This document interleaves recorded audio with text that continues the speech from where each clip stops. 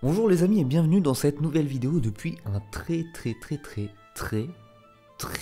long moment. Ça fait très longtemps que j'ai pas fait de vidéo de ce type, un peu assis, tranquillou, on est posé, on est là, ça date de début 2024. J'ai rien branlé fin 2024, d'accord, c'est pas grave. On revient et le sujet du jour, c'est les pirates étaient plus woke que toi et moi. Je vous explique. Vous pensiez que le wokisme c'était un truc tout neuf inventé par les jeunes sur TikTok? Bah éteignez ces news et laissez Pascal Pro se reposer parce que débiter autant de conneries à la seconde ça doit fatiguer. Et laissez-moi vous dire que nos chers pirates du 17e et 18e siècle auraient fait passer nos influenceurs modernes pour de vrais réacs. Tenez-vous bien parce que les navires de pirates c'était un peu le paradis de l'inclusivité. On y trouvait des gens de toutes les origines, donc de toutes les couleurs et aussi de toutes les orientations sexuelles. Et vous savez quoi?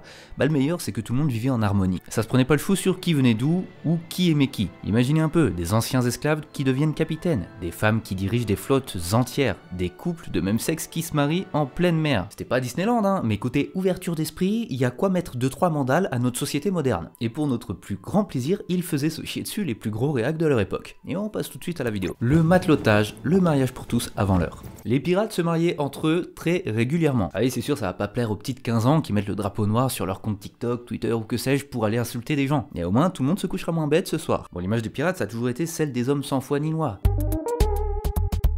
Sale, violent, alcoolique et surtout très misogyne. Et heureusement pour nous, la réalité est un petit peu plus sympa que la fiction. En réalité, ils rejetaient majoritairement les règles de la société de l'époque et étaient socialement très libres. Ils accueillaient très ouvertement l'homosexualité et il était très courant de voir des mariages entre pirates sur les bateaux, une coutume appelée le matelotage, qui permettait à deux hommes de partager leurs biens, d'avoir l'autre comme héritier et d'être désignés comme officiellement ensemble. Mais dans cette idée de liberté, le plus fou c'est que c'était complètement fluide. Monogamie, polyamour, tout était possible tant que les partenaires étaient en accord. On était en plein dans le consentement éclairé et le respect mutuel, et ce des siècles avant aujourd'hui et avant que ça fasse jaser. Quoiqu'à l'époque ça faisait déjà jaser de ouf. Évidemment face à ça, vous doutez bien que les gouvernements ont tenté des trucs pour les faire arrêter. Pour combattre ça, le gouvernement français, très mécontent, décida d'envoyer des centaines de prostituées sur l'île de la Tortue, l'île de Tortuga, afin de contrer ces pratiques contre nature. Bah pas de bol pour eux, les personnes de l'île les ont extrêmement bien accueillis, et pas de la manière dont vous pensez, mais plutôt pour les libérer de l'emprise du gouvernement français et qu'elles puissent vivre leur vie comme bon leur semble, que ce soit en tant que prostituées ou qu'elles puissent choisir un autre travail. Et évidemment, la sexualité décomplexée et complètement libre des personnes de l'île leur a permis à tous et toutes de se faire plaisir. Dommage pour Versailles, l'opération était un joli flop. Côté britannique, même combat. Le matelotage était vu comme une menace pour l'ordre social et religieux, mais plutôt que d'envoyer des solutions féminines, les Anglais ont opté pour la manière forte. Dès le début du XVIIIe siècle, sous George I et George II, les procès pour piraterie se multiplient et les exécutions pleuvent. Pas de pitié, on pendait les pirates en masse, parfois même sans procès, histoire d'envoyer un message clair. Et en réalité, ce qui dérangeait les gouvernements, c'était pas vraiment les unions entre marins, c'était tout ce que ça représentait. Un rejet des structures du pouvoir, une égalité entre individus, et une liberté qui faisait trembler les monarchies. Parce que oui, les pirates étaient bien plus modernes que leurs contemporains. Et ça faisait flipper les puissants.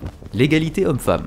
Oui, les pirates femmes n'étaient pas si rares que ça, et même pas rares du tout. C'est sûr qu'à notre ère, on n'arrive plus à compter le nombre de petits garçons qui fantasment sur une idée de la piraterie basée sur la violence et la misogynie, en pensant que c'est seulement un truc de gros bonhomme.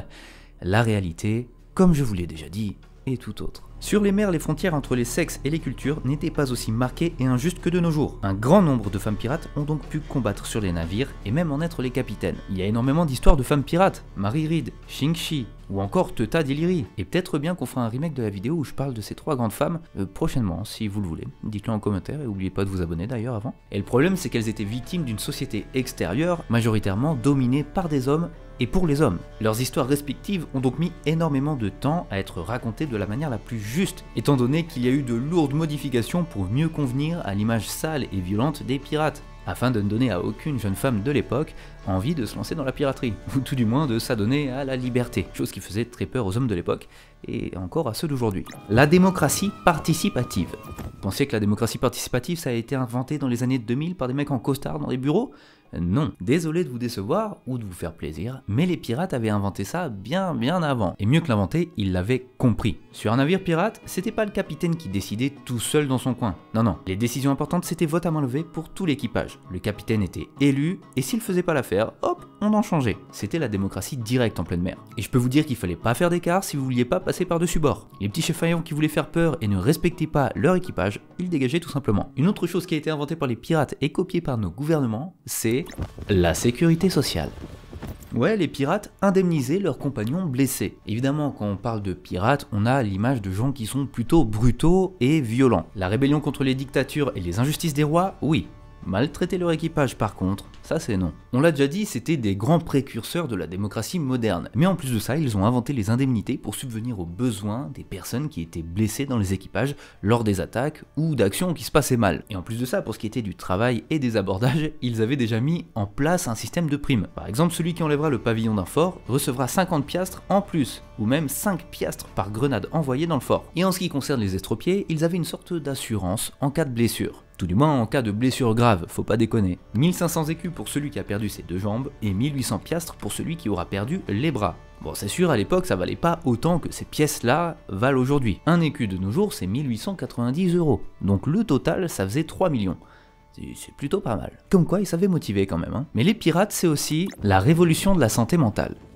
Bon, alors faut pas trop rêver, les pirates c'était pas non plus des psychologues qui étaient formés, mais ils avaient un truc qui s'en rapprochait beaucoup, qu'ils appelaient eux la camaraderie, tout simplement. Sur un bateau pirate, l'équipage c'était comme une famille, fallait bien se serrer les coudes quand on passait des mois en mer. Alors autant aujourd'hui on traîne ce sujet comme un boulet, mais à l'époque c'était quelque chose de plutôt inné. Le stress, les traumatismes, la fatigue mentale, tout était pris en compte. Si un matelot craquait, on l'écoutait, on le soutenait et on lui trouvait des solutions. Il y avait des séances de partage et de discussion avant que la psychologie moderne n'existe. Et le plus dingue, pas de stigmatisation. Un gars qui pleurait parce qu'il avait peur ou qui traversait une période difficile, il était soutenu, on l'écoutait et on l'aidait. Et ouais, pas de masculinisme toxique à la con, juste de l'empathie pure.